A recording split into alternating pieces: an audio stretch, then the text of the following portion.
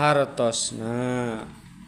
A'udzu billahi minasyaitonir rajim. Bismillahirrahmanirrahim. Ceuk kamari dina munajatna Syekh Yahya bin Muad Ar-Razi, teu aya deui wengi anu paling sae mah nyaeta ketika wengi diangge munajat ke Gusti Allah.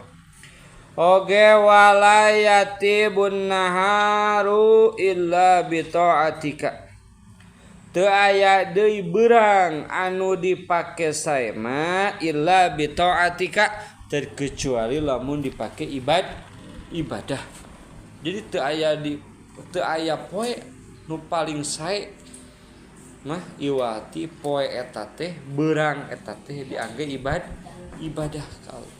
Bi taat ibadahna mah ku jalan ngaji ibadah, ku jalan ngapalkeun ibadah, ku jalan zikir ibadah, ku jalan wiridan eta ibadah.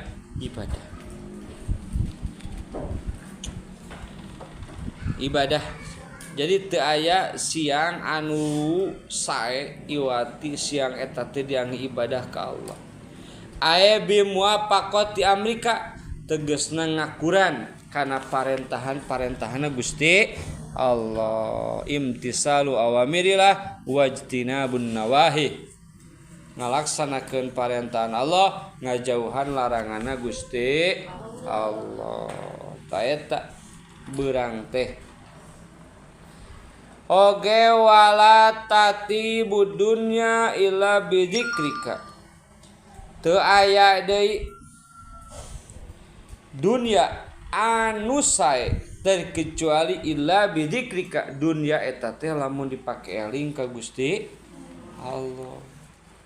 Jadi eueuh di dunya anu sae iwati dunya eta teh dipake eling ka Allah. Urang loba duit, ku Allah dikesakeun loba duit. Tah supaya duit eta teh sae. Nah, sae ceuk jide illa bidzikrika, pake boga duit eta teh pake eling ka Gusti Allah. Kumaha eling Gusti Allah? Duh, urang boga duit 1000 ya. Mang, sodako acis 1000 ya kange Amang. Ganyarana diususkeun kange emak abdi. Nah, eta teh eling boga duniana. Boga duniana teh eling sebatna. Itu. Duh, orang teh sibuk ku pagawean ti kot kaloba ya pagawean aya 50 siki perusahaan teh. 50 siki perusahaan coba sok teu kira-kira. Hiji ngadang batu, jualan batu. Kedua jualan taneuh. Nu babari we kitu nu gratis kali nyiupan taneuh mah batu kali ngalah. Ya 50 siki mah tah boga perusahaan eta boga dunia teh dipake illa bidzikrika, supaya naon boga perusahaan eta teh supaya dunia teh jadi halus ka akhirat eta. Dunia teh pake halus, pake eling. Rawan sallallahu alaihi wasallam qol, kumargi ngariwayatkeun Kangjeng Nabi Muhammad sallallahu alaihi wasallam, inna dunya mal'unatun. Sanyana dunya teh eta dilaknat.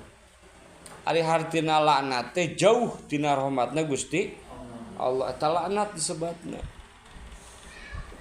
Jadi boga dunya teh dilaknat. Tah supaya ulah dilaknat cek tadi wala tatibud dunya illa bidzikrika. Nah, supaya dunia ulah dilanat pake dunia eta teh dipake eling ka Gusti Allah supaya ulah jadi laknat. Supaya ulah jadi laknat. Itu carana. Tumal ununa ma piha ila dzikrallah.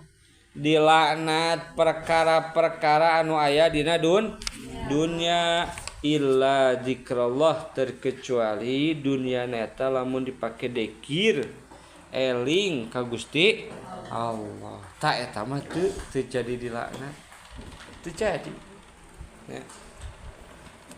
Bagus metak nganterkeun kana karidoan Allah mah alus boga dunyana.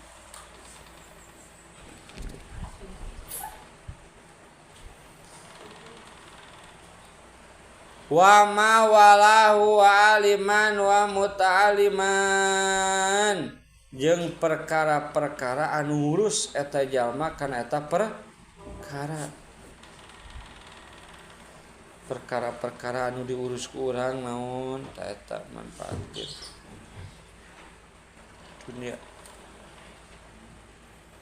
Rawahu Nasai parantos ngariwayatkeun Imam Nasai wa Ibnu Majah sareng Imam Ibnu Majah.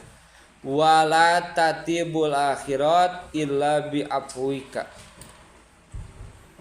Teu aya di akhirat anu sae terkecuali di akhirat teh kenging hampurana Gusti Allah eta. Jadi eueuh deui akhirat nu paling cakep mah iwah ti dihampura ku Allah eta. Aing ngaran dihampura ku Allah teh geus jelas. Bagianna ge surga. Itu. Gitu cenah. Wala tatibul jannah illa biru'yatika. Teu pati-pati sae cicing di surga terkecuali lamun di surgana eta teh selalu ningali ka Gusti eta surga teh. Jadi lain sakadar ngeunahna surga eueuh deui anu paling ngeunah di surga mah nyaeta ningalina Gusti Allah eta. Wala tatibul jannah illa biru'yatika. Kecuali ningali Gusti Allah. Jadi ningali Gusti Allah teh macem-macem eta jalma teh. Aya anu sajam sakali, aya anu saminggu sakali, sabulan sakali, 3 tahun sakali, aya di nu sataun sakali.